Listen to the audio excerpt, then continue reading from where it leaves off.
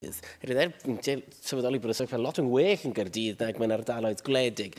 Mae'r sefyllfa yn Gaerdydd lot yn waeth i gymharu a phrif ddinasoedd eraill. Lloegr, dwi'n mynd ategu beth Jenny Rathbone ynglŷn a ddysgwyr. Mae'n benodol yn targedu, yn creu impact ar y ddysgwyr Cymraeg.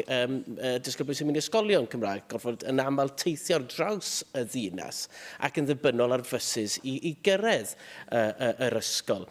Nawr, un concern sy'n codi'n gyson, a dwi wedi brofi ei hunan, yw yn aml mae bysys dim ond gyda un lle i gadw'r olwyn ac un lle gyfer pram. Mae hynny'n meddwl wedyn bod rhaid gwrthod riant a phram i fynd ar y bws, oni bai bod nhw'n gallu cael y pram. Wel, os bod chi'n riant gyda 2 o blant bach, mae'r syniad bod chi'n gallu cael y pram, cymryd popeth mas o'r pram, cael 2 o blant a bag, dwi'n jyst ddim yn gweithio.